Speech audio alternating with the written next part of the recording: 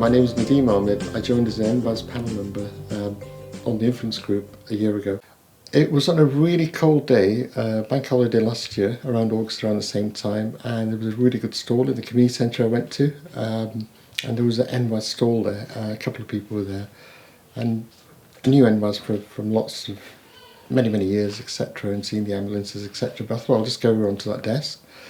When I saw the desk and I saw what they were doing and what they were actually promoting, which was a patient panel group, and it was the first time they were setting that up and how they were going to set that up, that really excited me.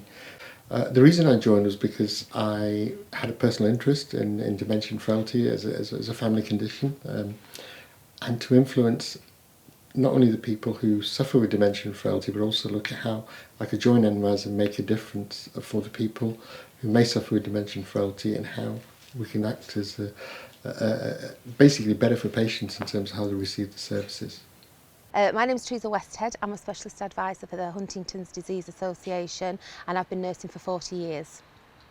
I joined the panel for a few reasons really. One was because I wanted to make a difference, and I also wanted to support those people who are putting their lives on the line for us.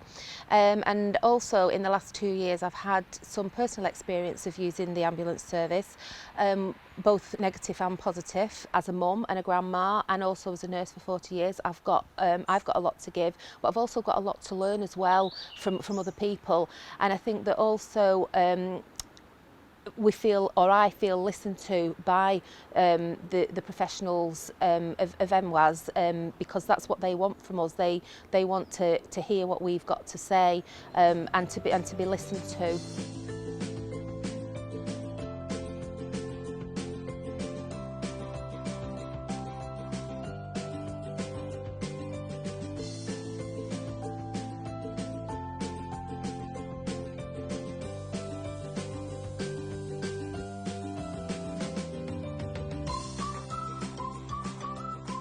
So we've had a really positive experience. In particular, we've had one panel member who's worked quite closely with the work stream around suicide and self-harm, and he's provided a really unique and personal insight into, you know, what we're doing well, what we could be doing better, and what maybe we need to be doing a bit differently.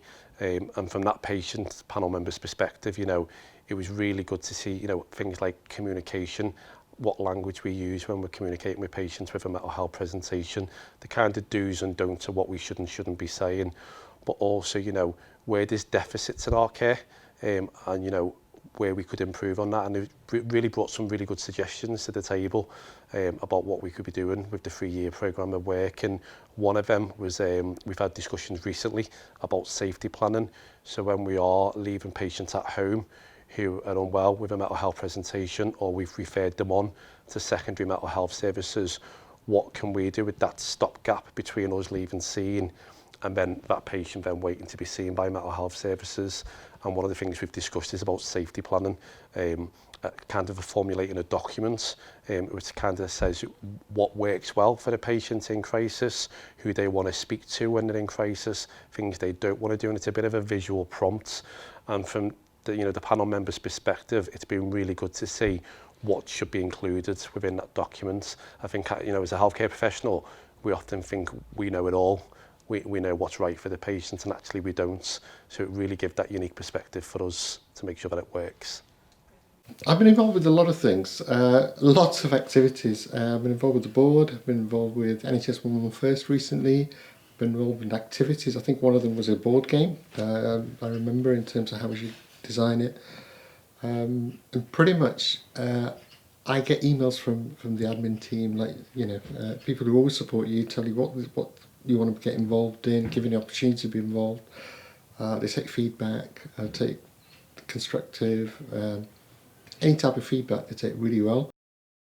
During my time as a patient panel member, I've been involved in the marketplace. I've been invited along to question and answer sessions, meetings with various board members, people from across the region, and also meeting up with other patient panel members as well. One of the meetings that stuck out most to me was the Equality and Diversity meeting, and at that meeting a paramedic called Jonathan spoke about a pilot scheme that he was doing in Liverpool, and that was for a specialist ambulance for people with mental health issues. Because of the job that I do, I work very closely with people who have enduring mental health issues, and for me it was the thoughts of having a dedicated team who understood people with mental health problems, so hopefully they would get the right approach, the right attitude, and be directed or signposted into the right services.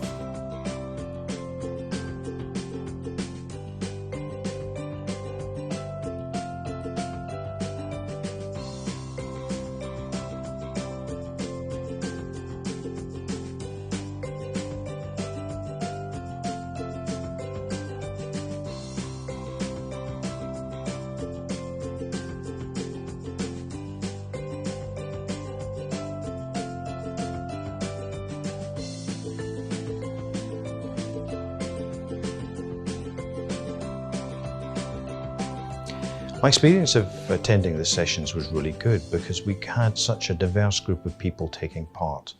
We had folk who had their lives touched by what the ambulance service had done for them, but equally you had individuals who just wanted to help out. Very diverse group of people. They really wanted to learn much more about what the service did and learn more about how they could help us shape the service. They were good fun sessions and really enjoyable to take part in.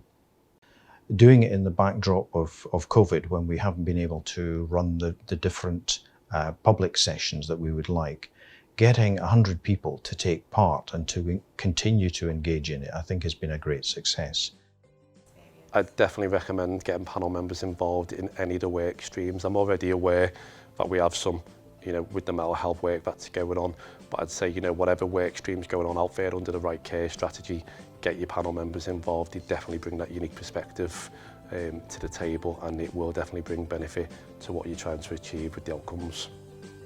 If you are passionate about improving the quality of services around us and improving other people's lives, then please, come and join us.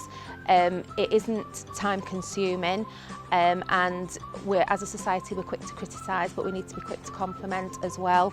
And by working together, then we will all improve the service that is used by us all.